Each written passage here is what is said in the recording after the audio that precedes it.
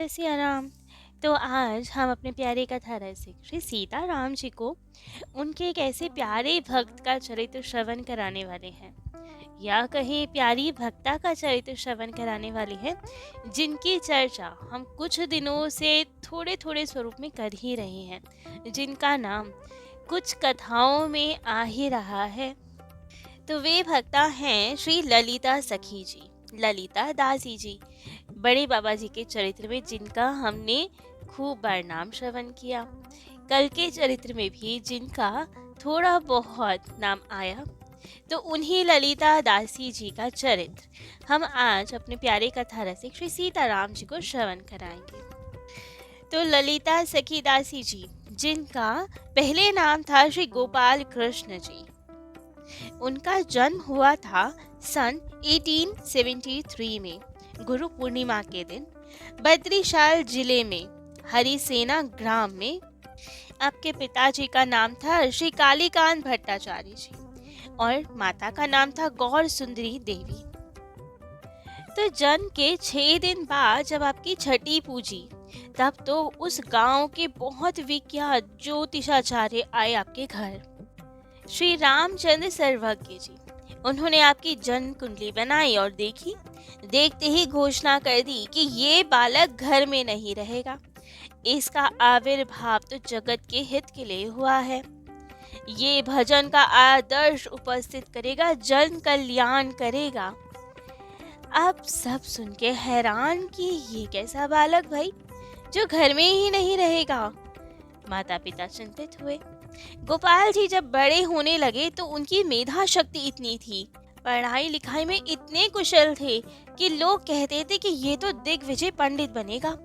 श्रुतिधर ऐसे थे, एक बार जो सुन लेते थे सब याद कर लेते थे, इसलिए व्याकरण, काव्य, वेदांती सब बहुत जल्दी उन्होंने सीख लिए, सब उन्हें याद हो गए। कुछ लोग तो देखकर कहते थे कि ये परोपकार में इतना रहता है, ये तो कोई महापुरुष बनेगा, समाज सेवी बनेगा।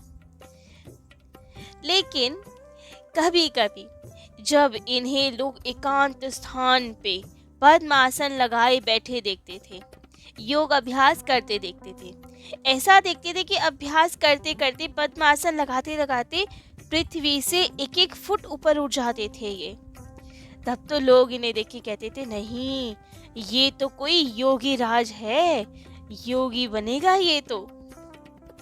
लेकिन गोपाल कृष्ण जी के जीवन की मुख्य धारा कहाँ जाएगी, ये भला किसको पता था। लेकिन इनकी युवा अवस्था में कुछ ऐसी घटना घटी जिससे कुछ कुछ अब समझ में आने लगा था कि इनकी जीवन धारा कहाँ जा रही है। एक समय के बाद होली का समय था और ये होली के समय कीर्तन मंडली के साथ कीर्तन करते हुए गांव की परिक्रमा कर रहे थे।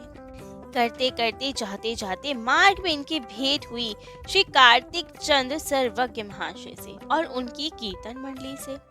अब सर्वज्ञ महाशय गोपाल जी को पाकर भी बड़े प्रसन्न हुए, आवेशित हो गए और होली के पद गाने लगे, नाचने लगे। अब तो हर ओर अबीर गुलाल उड़ रहा था, हरि बोल की ध्वनि हो रही थी। थोड़ी देर में ही सर्वज्ञ जी ने गोपाल को गाने का इशारा किया और गोपाल जी ने भी, अर्थात ललिता सखी जिनका अभी नाम गोपाल है, वे भी अपने सुमधुर स्वर से गाने लगी। आज होली खेलब शाम तुम्हार सेन, एकला पेछे तुम्हारे निधु बने, अर्थात श्याम आज तुम्हारे साथ होली खेलूंगी, तुम्हें निधु वन में अकेले जो पा लिया है। अब गोपाल जी बार बार यही गाते जाए, यही गाते जाए। अब तो जितने आसपास के संगीगण थे वे भी गाते इनके साथ साथ, और जब वे लोग गाते तब तो गोपाल अलग अलग भाव मुद्रा बना के नृत्य करते, कभी सब पे अबीर छिड़कते, कभी नाचते, कभी गाते, और यही नृत्य कीर्तन चलता रहा। अचानक गोपाल को ये क्या हो गया था, ये किसी को समझ नहीं आ रहा था। उन्होंने अचानक वृद्ध सर्वज्ञ महाशय के दोनों हाथ पकड़ लिए और वही अपने गाने के सुर में सुर मिला के गाना फिर से आरंभ किया। अब की बार जो पद गाया उसका अर्थ था, हे निष्ठुर काले कृष्ण, उस दिन भाग निकले थे, आज तुम्हें दंड मिलेगा। कीर्तन मंडली भी अब ये सुन सुन के भावाविष्ट हो रही थी। चारों ओर उच्च कंठ से हरि ध्वनि हो रही थी और जैसे ही इनका स्पर्श मिला तो सर्वज्ञ महाशय भी भावाविष्ट हो गए थे। उनके देह भावावेश के कारण कंपित होने लगा, पुलकित होने लगा और वे भी अब इनके साथ नृत्य करने लगे। गोपाल जी तो अलग अलग भावों में गाते जा रहे थे, गोपी भाव में गा रहे थे और सर्वज्ञ महाशय भी इनके जैसे ही भावाविष्ट होके अब गोपाल की कमर में हाथ डाल के खूब आनंद से नृत्य करने लगे। धन धन हरि ध्वनि पुर महिलाओं की हुलुद ध्वनि से पूरा वायुमंडल गूंज गया था। सर्वज्ञ महाशय ने एक बार कहा था कि जब ये संकीर्तन हो रहा था उन्हें उस दिन गोपाल जी में साक्षात ब्रिज बालिका के रूप में दर्शन हुए थे। उनके पूरे भाव ब्रिज गोपी वाले ही थे और उनके कारण इनमें भी भाव जागृत हो रहे थे। तभी ऐसा अद्भुत नृत्य कीर्तन हो रहा था। एक बार ऐसा और भावावेश हुआ कुछ यूं था कि रासोत्सव चल रहा था और गोपाल जी को एक विशेष सेवा दी गई थी। उस समय जब रासोत्सव होता था तो बांस का एक मंच बनाया जाता था जिसमें ठाकुर जी को विराजमान किया जाता था। मंच गोलाकार होता था और घूमने वाला होता था। नीचे एक व्यक्ति खड़ा होता था जो मंच को घुमाता रहे, जिससे रास का पूरा अनुभव होता रहे सबको। एक डोरी बंधी होती थी जिसे पकड़कर पुजारी या कोई भी व्यक्ति मंच को घुमाया करते थे। तो उस समय पुजारी जी तो आ नहीं पाए थे, तो ये वाली जिम्मेदारी आ गई थी गोपाल जी के पास। ठाकुर जी के रास मंच को घुमाने का काम था गोपाल जी का और गोपाल जी खूब आनंद से मधुर मधुर कीर्तन भी करते जा रहे थे। श्रीमद् भागवत के रास वाले श्लोक भी गाते जा रहे थे और मंच को घुमाते भी जा रहे थे। लेकिन श्लोक गाते गाते ऐसे भावाविष्ट हुए कि ये मूर्छित होकर पृथ्वी पर गिर पड़े। अब सब आए, सब ने चेतना लाई। जब प्रकृति से हुए ये मूर्छा दूर हुई तब सबने पूछा कि क्या हुआ था, कैसे मूर्छित हो गए थे आप। तब तो बड़े शांत भाव से आपने कहा, मंच को घुमाते समय एक लीला दर्शन हो रहे थे। बहुत सुंदर बाग था जिसमें राधा गोविंद नित्य विहार कर रहे थे। राधा गोविंद जी के चारों ओर असंख्य गोपियां नृत्य कर रही थी। महानंद में हर्ष ध्वनि हो रही थी और जब वो लीला अचानक अंतर्ध्यान हो गई तो पता नहीं कैसे मैं मूर्छित हो गया। तभी सबको इनके भाव का कुछ बोध हुआ था। एक समय जन्माष्टमी थी और गोपाल जी भी उपवासी थे। रात्रि में पुरोहित जी कथा सुना रहे थे। सुनते सुनते जैसे ही पुरोहित जी ने कहा, कंस के कारागार में देवकी जी को आश्रय कर श्री भगवान का आविर्भाव हुआ। ये सुनते ही कि ठाकुर जी प्रकट भये, गोपाल जी मूर्छित होकर गिर पड़े पृथ्वी पर। मूर्छित अवस्था में ही पृथ्वी पर लौटते लौटते एक श्लोक का उच्चारण करने लगे, तस्याम जातो जगन्नाथ कंसारी वासुदेवज। और ऐसे ही लोटपोट होने लगे। पुरोहित जी ने अब उच्च स्वर में हरि कीर्तन किया, श्रीमद् भागवत महापुराण का अनेक अनेक श्लोक गाए, कृष्ण जी की लीलाएं गाई, बहुत श्लोक पढ़े। लेकिन पुरोहित कृष्ण लीला के गुणानुवाद गाते जाएं, लेकिन गोपाल जी तो अपने आनंद में भर के वही श्लोक गुनगुनाते जाएं। उन्हें बिल्कुल आभास नहीं था कि भारी जगत में क्या हो रहा है और लोग ये देख के बड़े विस्मित थे। आपस में कह रहे थे कि जरूर गोपाल जी को साक्षात लीला दर्शन हो रहा है, धन्य हैं वे।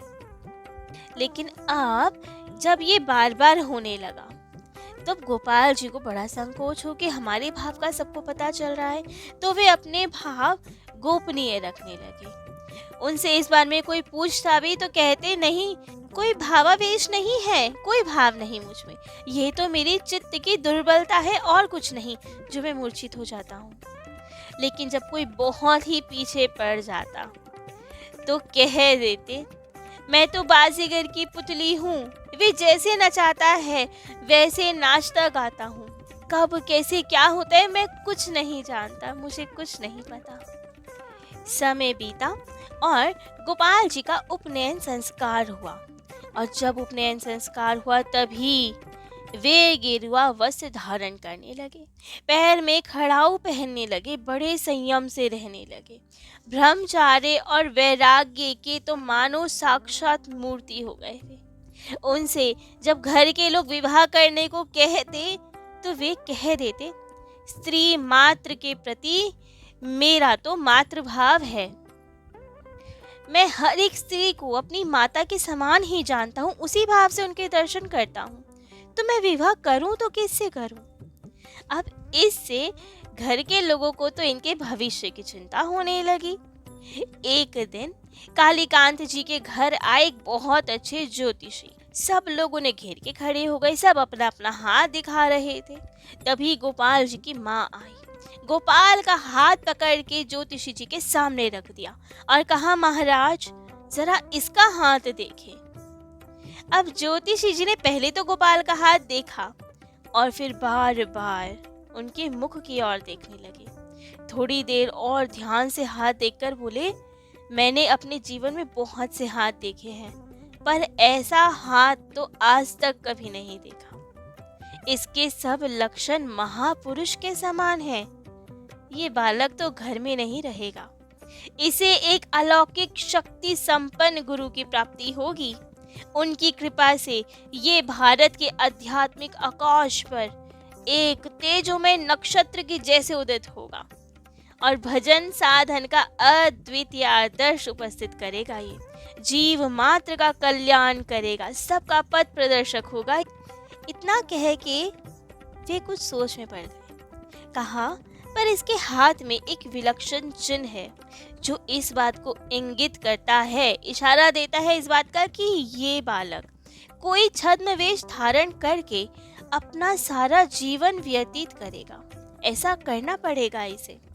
अब ये बात सुन के तो गोपाल जी बहुत जोर के हंसे और हंसते हंसते कहा, महाराज स्पष्ट क्यों नहीं कहते, मैं डाकुओं का सरदार बनूंगा। पकड़े जाने पे भय से भस्म रमाकर सन्यासी वेश में भ्रमण करूंगा, और यदि उसमें भी पकड़े जाने की संभावना दिखी तो घर के भीतर स्त्री वेश धारण करके घूंघट काट के बैठ जाऊंगा।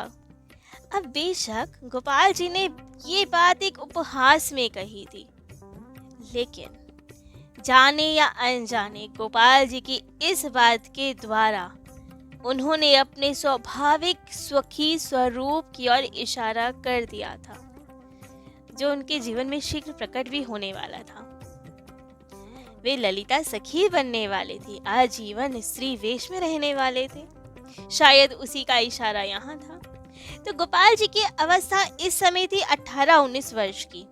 एक दिन वे धोती गमछा लेकर कमंडलू हाथ में लेकर गंगा स्नान को जाने के लिए घर से निकल पड़े और कागज में लिख गए एक पत्र। लिख गए, मैं अनिर्देशित काल के लिए जा रहा हूँ, मुझे नहीं पता मैं कब लौटूंगा। कोई मुझे खोजने की चेष्टा ना करे, आवश्यक होने पर मैं स्वयं ही संवाद दे दूंगा आप लोगों को। और बस इतना पत्र लिखकर वे घर से निकल पड़े।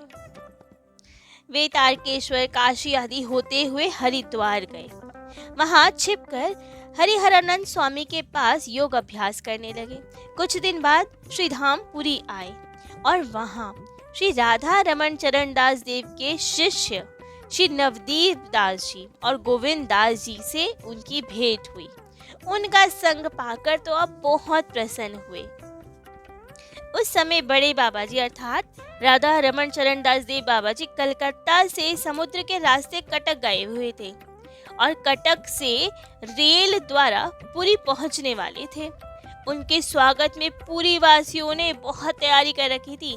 स्टेशन पे अनेक लोग जगन्नाथ जी की प्रसादी माला लिए खड़े हुए थे, लेकिन नवदीप दास जी वे तो उनसे बहुत प्रेम करते थे। प्रणय अभिमान के कारण स्टेशन नहीं गए थे बड़े बाबा को लेने के लिए। तो उन्होंने जगन्नाथ जी की प्रसादी माला और चरण तुलसी गोपाल जी को दे दी थी और कहा कि जाओ तुम ले जाओ स्टेशन, ये बड़े बाबा जी को पहना देना। अब गोपाल जी ने इससे पहले कभी बड़े बाबा के दर्शन नहीं किए थे, तो बड़े चिंता में थे कि मैं पहचानूंगा कैसे उन्हें, और पहचानूंगा ही नहीं तो कैसे माला दूंगा, और वे भी क्या जाने मुझे। तब तो नवदीप दास जी ने कहा, तुम माला लेकर दूर खड़े रहना, जब बाबा तुम्हें तुम्हारा नाम लेकर पुकारे तब तुम जाना, और ये बड़ी वाली माला बाबा को पहना देना और छोटी वाली मालाएं उनके साथियों को पहना देना। अब गोपाल जी खैर समझ तो नहीं पाए थे कि ये संभव कैसे है। वे तो मुझे नहीं जानते, तो मेरा नाम लेके क्यों पुकारने लगे भला। लेकिन जब नवदीप दास बाबा जी ने कह दिया तो चले गए स्टेशन, दूर माला लेके खड़े हो गए। बाबा आए, उनकी गाड़ी रुकी तो बाबा अपने सब साथियों के साथ स्टेशन पे उतरे। पूरी वासी दौड़ पड़े उन्हें माला पहनाने के लिए, और यहाँ गोपाल जी दूर खड़े खड़े देखते रहे। थोड़ी देर बाद बाबा महाराज कुछ आगे आए और बोले, जय गोपाल, तुम भी आए हो, आओ माला पहना दो। अब ये सुन के वे तो हैरानी से खड़े रह गए, और यहाँ बड़े बाबा जी ने गोपाल जी को अपनी गोद में उठा लिया, और तब गोपाल जी ने उन्हें माला पहना दी और मन ही मन उनके प्रति आत्मसमर्पण कर दिया। उन्होंने भी जैसे गोदी में ले उन्हें सदा के लिए अपना ही बना के रख लिया, और उनका नाम गोपाल से अब जय गोपाल रख दिया, मानो संकेत दे रहे हो कि तुम्हारा अब ये पुनर्जन्म हो चुका है। तो अब इस नवीन जन्म में अर्थात नए नाम के साथ बड़े बाबा जी की शरण में आने के बाद गोपाल जी या जय गोपाल जी कैसे ललिता सखी बने, कैसे उनका जीवन बदल गया, कैसे सखी भाव इतना प्रकट हो गया कि वे आजीवन स्त्रियों के वेश में ही रहने लगे, ये सब हम अपने प्यारे कथा रसिक श्री सीताराम जी को कल श्रवण कराएंगे। आज के लिए इतना ही। जय जय श्री सीताराम।